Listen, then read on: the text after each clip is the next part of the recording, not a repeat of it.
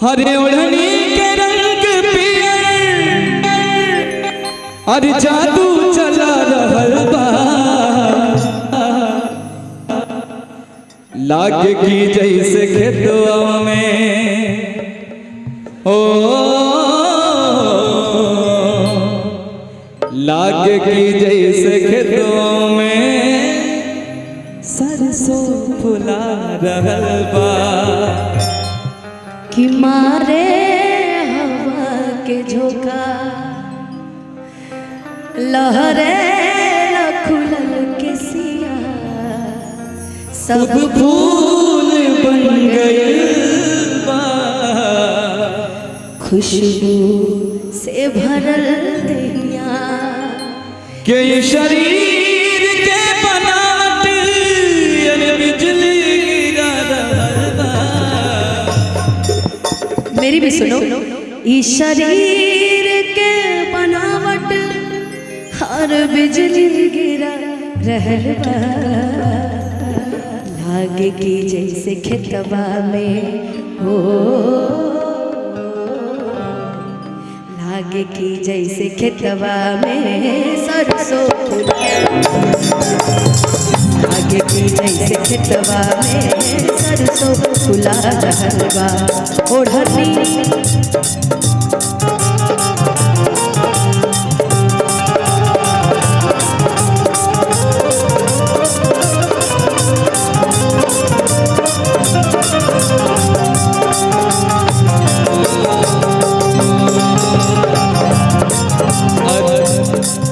अरे ओढ़नी के रंग पिया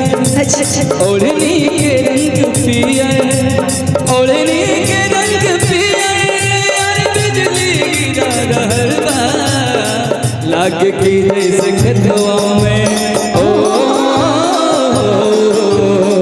लागे की जैसे खेतवा में सरसों फुला रहल बा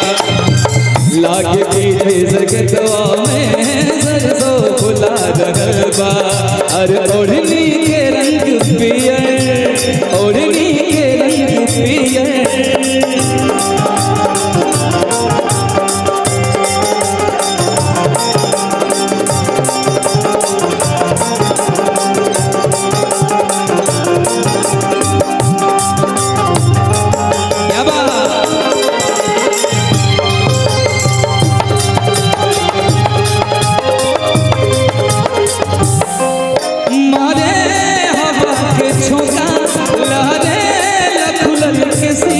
फूल बन गए खुशबू से भरल दहिया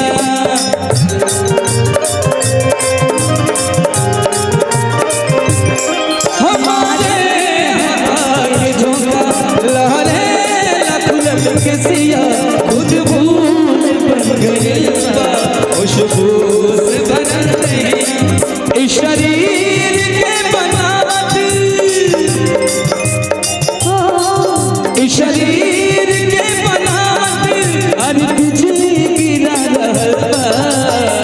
लागे की जैसे खेतवा में हो लागे की जैसे खेतवा में सरसों फुला रहल बा लागे की जैसे खेतवा में सरसों फुला रहल बा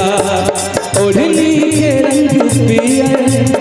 ओढ़नी के रंग पियर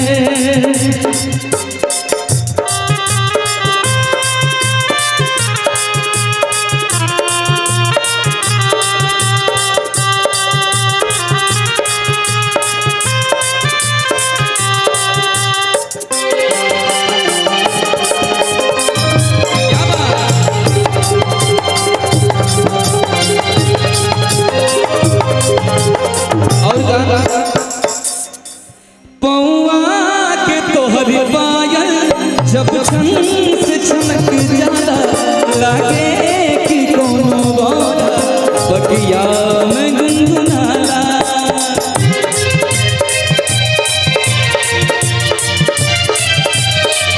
पौआ के तोहरी पायल जब छन से चमक जाला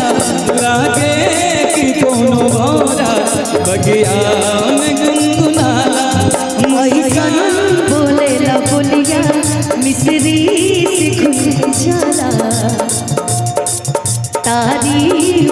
करेला तो से प्यार हो ही जाला। मुस्कान तोहरी दिल के अरे बिजली गिरा रहल बा आगे की मुस्कान तोहरा दिल पे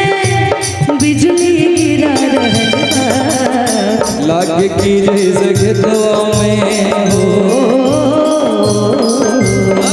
लागे की जैसे खेतवा में सरसों फुला रहल बा लागे की जैसे खेतवा में सरसों फुला रहल बा। ओढ़नी के रंग क्या बात? पियर ओढ़नी के रंग पियर ओढ़नी के रंग पियर जादू चला रहल बा। लागे की जैसे खेतवा में ओ लागे की जैसे खेतवा में सरसों फुला रहल बा लागे की जैसे खेतवा में सरसों फुला रहल बा लागे की जैसे खेतवा में सरसों फुला रहल बा लागे की जैसे खेतवा में सरसों फुला रहल बा लागे की जैसे खेतवा में हर सरसों फुला रहल बा। आइए सब